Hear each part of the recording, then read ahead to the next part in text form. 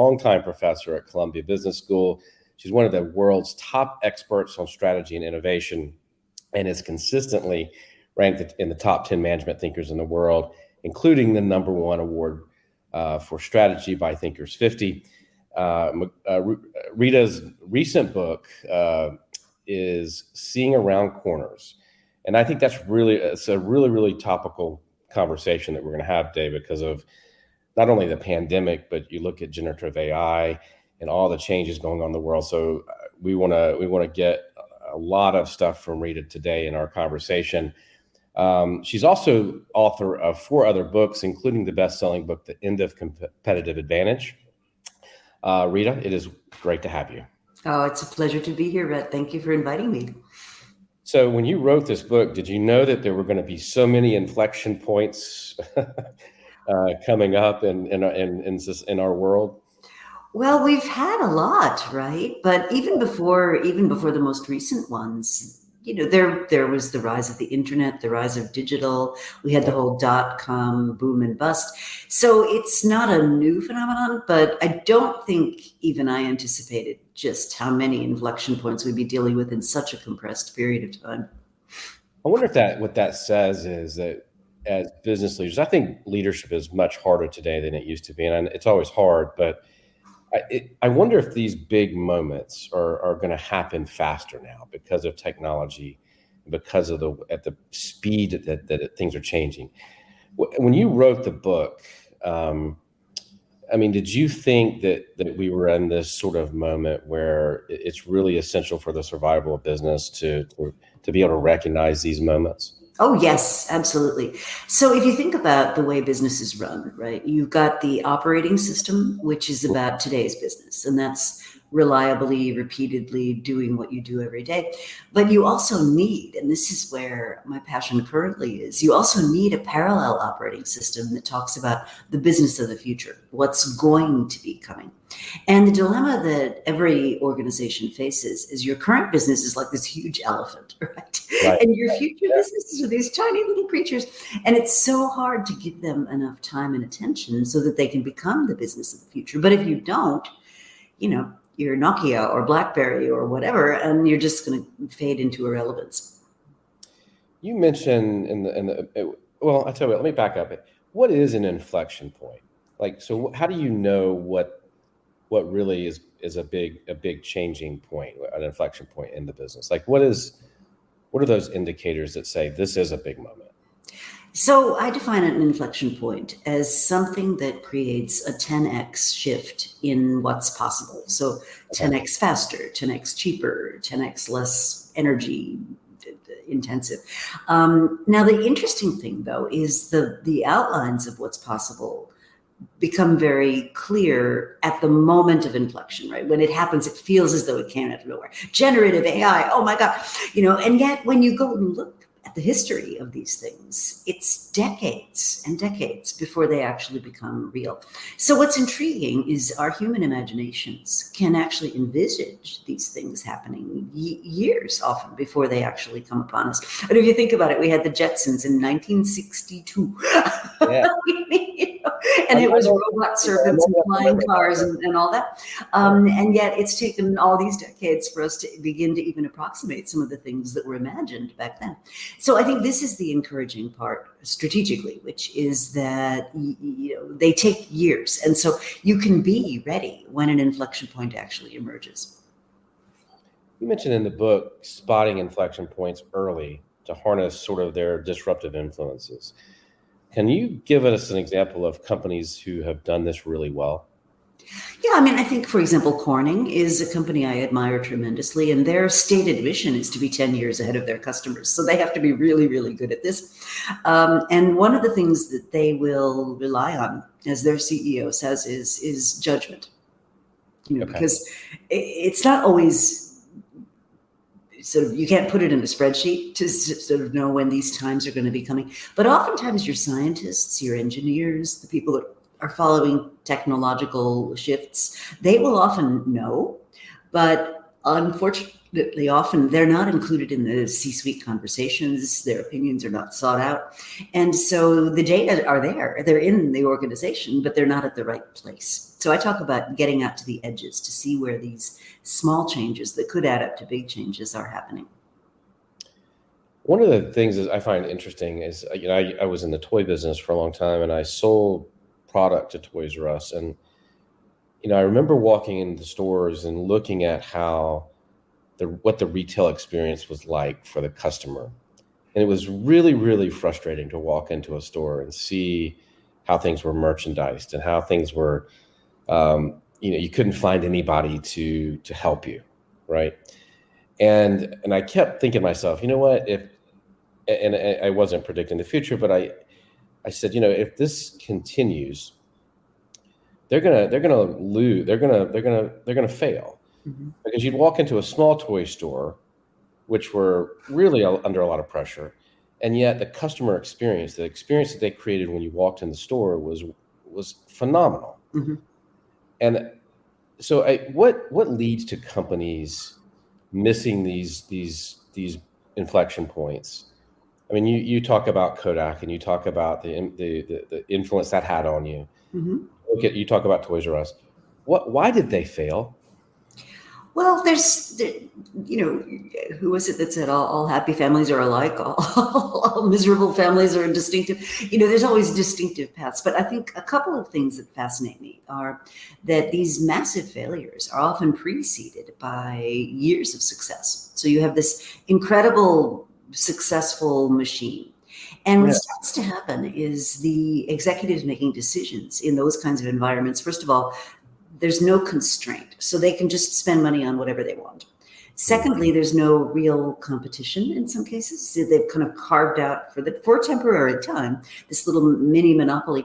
And so the pressure to keep reinventing, to try new things, to put yourself in an uncomfortable and change mindset, that pressure isn't there. And so what happens is routines build up, approvals build up, bureaucracy builds up, and eventually you lose sight of the customer. The money just keeps coming in, so you got no real incentive to stay connected. And I think a great example is those big box stores versus like the local mom and pop. The local mom and pop has to earn their keep every day, so they're going to make sure that as a customer you're treated very well. The fourth level down plant manager or store manager at a big box store, they're going to come in, they're going to go out, but they would like to keep their job, but they don't have a feeling of sort of existential threat. So I think it's this fascinating interplay of success leading to the causes of failure that I find just so interesting. And if you look at like the big tech firms right now, I mean, they're all laying off people. They're all saying, we messed up. We got really sloppy in the really good times, and now we've got it really tightened down and back to business and everything else. It also relates to a phenomenon I think is fascinating, which is this episodic cycle you have of innovation. Yeah. And so you'll have this period where everybody's launching an accelerator, an incubator, a studio, come innovate. Right. And then after about 3-4 years, it's like, no, actually, we didn't really mean that. Back to business. We're all about the straight and narrow. And so you have this sort of episodic innovation, which is actually not good, because innovation needs time and it needs consistency, and it's path dependent. So every time you have one of these downturns, you set yourself back. And so 3-4 years from now, what will we be seeing? Companies will be going, accelerators, incubators, studios once again, right? Because they haven't been planting the seeds right now that they need for when the times require more innovation. Is there you've been around a long time as I have. What are some traits of a CEO or a leader right now that they have to have? Like, what do you think is going to be I don't know what the question is. I'm flailing on the question, but like, what are the traits of a good CEO today, a good leader? What do you think is required? Well, I think, and I'll cite my good friend Hitendra Wadhwa here. I think really good leaders are very centered in their core. They have great self-awareness. They're very curious. They're open to new information. I call it being discovery driven. They're willing to change their outward actions, but they're very centered in their core. So I think one of the dilemmas that leadership people face is you've got all these stories about what leaders should be. So leaders should be decisive and see the future and be persuasive and be consistent and be inspiring. And then at the other hand, leaders should be vulnerable and humble. And I think that gets it wrong, right? Because what you're looking at are these external attributes of leadership. What I think you want to think about more deeply is how centered are leaders in who they are? How authentically are they managing? Hitendra calls them energies, so energies around their passions, energies around what they're committed to, energies around love, do they love and inspire people around them? And I think really great leaders do that. So a great example of this would be Alan Mulally, very famously turned forward around, Alan. But, in any given situation, he'll act differently depending on what's required. Very, very centered in his core. But that doesn't mean he's a pushover, right? I mean, somebody once described him as having a titanium spine. He's just really positive, but very direct about what he's trying to accomplish. And I think that's a very good model for leadership. So you want that inner centeredness and the outer flexibility to act as the situation requires. And how does that translate into, because I think in order for an organization to really be successful today, you've got to develop a culture that encourages seeing around corners, right? Mm-hmm. What kind of practices and mindsets organizationally do we need to have? Well, I think the first thing is you want a really rich flow of information from what I call the edges, so from the front lines to the people that are making strategic decisions. I think that's absolutely critical. And there's many ways you can do that. So a great example to me was when Gisbert Ruhl was trying to take his company, Klockner, through a digital transformation. He instituted what he called a non-hierarchical communication system, which basically was Yammer, right? But he gave everybody access to it. And basically, he sent out the message to the organization, look, if there's something going on and you're part of the company that you think I, as the CEO, should know about, let me know. And this was amazing, in a very hierarchical, like a very bureaucratic hierarchical organization, right, that the CEO would make those lines of communication open is amazing. So I think one clear marker that I look for is how are the lines of communication happening? Okay. Because as you know, the higher up you get in a hierarchy, the more filtered your information flows are, and the less people are willing to bring you bad news and so forth. So I look for the quality of the information flows. I also think curiosity is core. Mm-hmm. People not being satisfied to say, this is what it is, this is how it's going, but being curious about, oh, well, why did that happen? Tell me more about this, or why did that customer ask for that? Just having that instinct toward curiosity. You also want an incentive structure that diminishes what Safiba calls the return on politics, right? So if the way that you define getting ahead is getting to some hierarchically more senior position, you're going to be incented to do a lot of things that really don't have anything to do with the future, unfortunately, because your hierarchy is dominated by the past. And so I think that idea of how much do you spend on the future, how much time are you really investing in it, is pretty critical. The term "it is what it is" drives me crazy. Yeah. Wow, you nailed that. Whenever I'm in an organization, I hear that, that there are issues.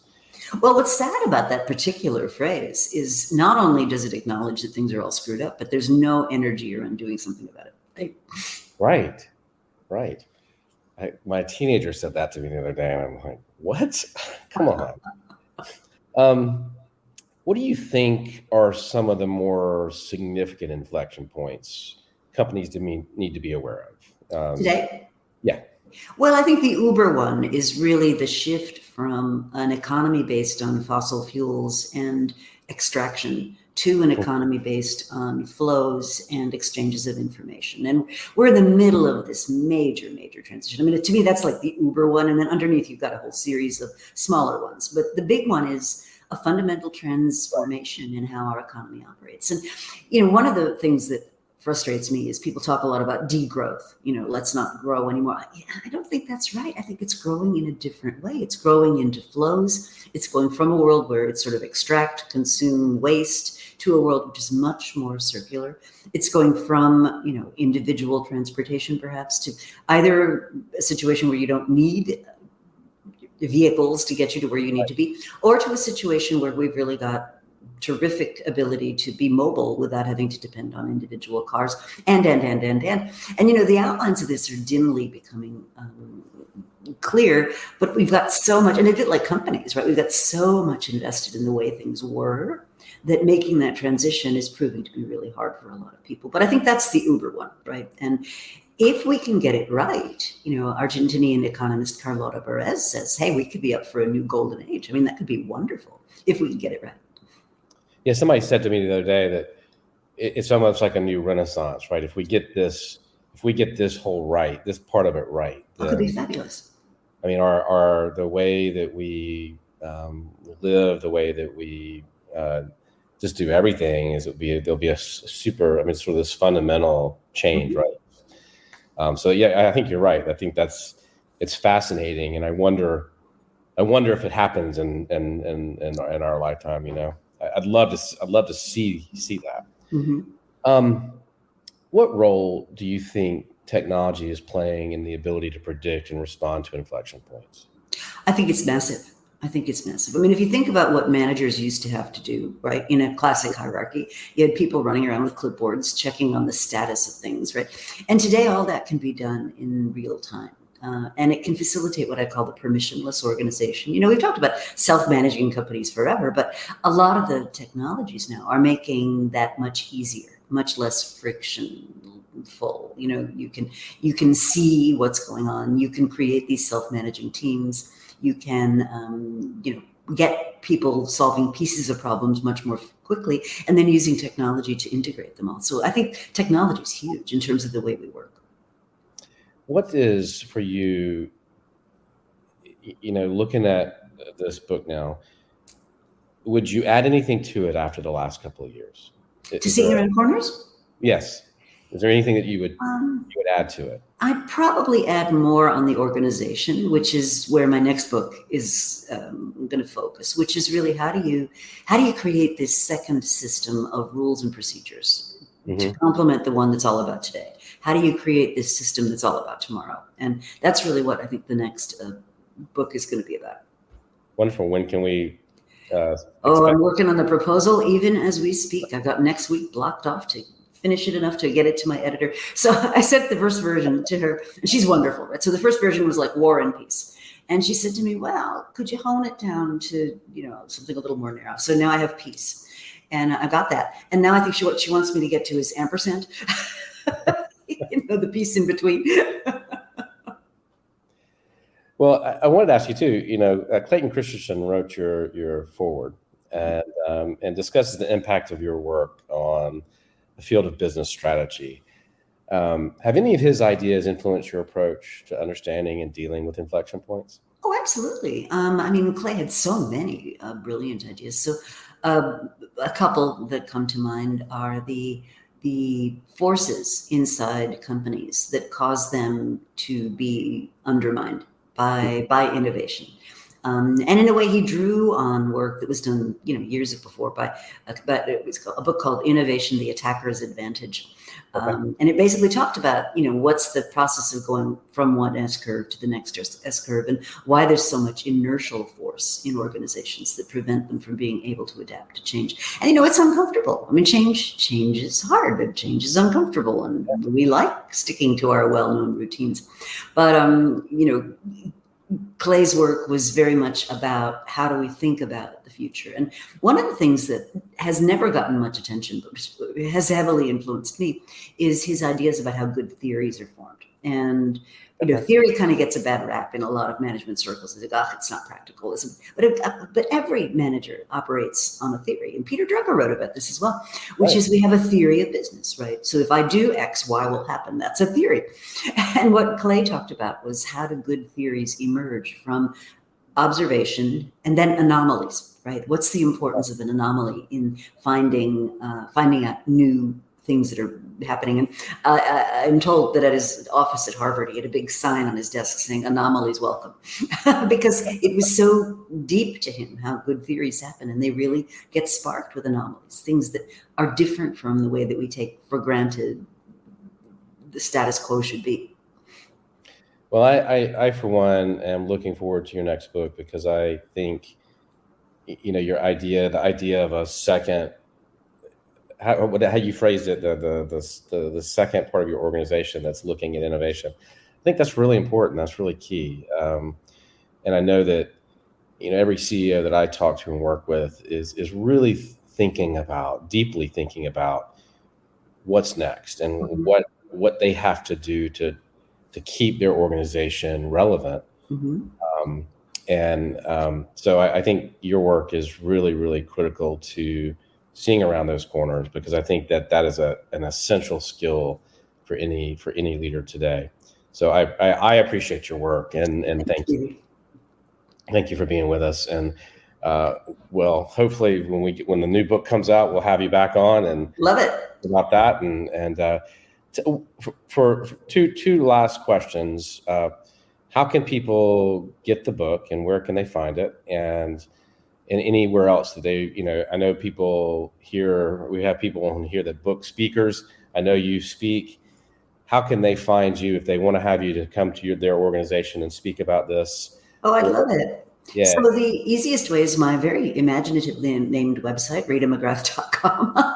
That's probably the best place to go. A couple of other things to know, though, is I publish a pretty much weekly Thought Sparks. It's kind of a newsletter, but it's more like essays about things I think are interesting or important. Mm-hmm. And then I do regular fireside chats with guests such as yourself. And those are about every other week. I do those, and they are recorded and they go up on YouTube. So it's a great place to see me.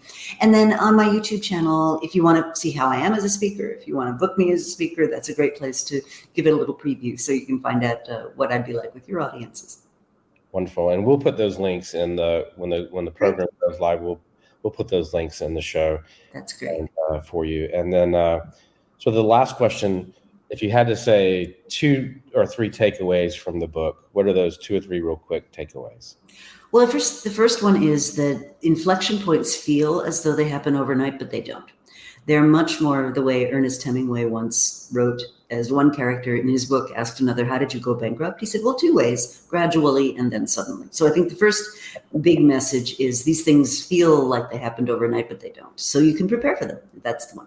Second one is really getting out to the edges. That's where these changes begin to make themselves felt. And I think just bearing that in mind at all times, I think, is huge, which is, the change doesn't present itself in a nice box at your corporate headquarters. It starts out there with some guy on a loading dock going, "Well, that's really weird. Why did that happen?" So I think that's the second point. And then I'd say the third point is really that each of us has the potential to see around corners. The biggest barrier is ourselves. We spend so much time on our email and our day-to-day and our running from meeting to meeting to meeting. And then when the inflection point happens, everybody goes, "Well, yeah, we saw that coming, but we didn't take the time to really think about what it means." So your biggest enemy is really yourself and your schedule when it comes to seeing around corners. Yeah. In other words, spend some time focused on it.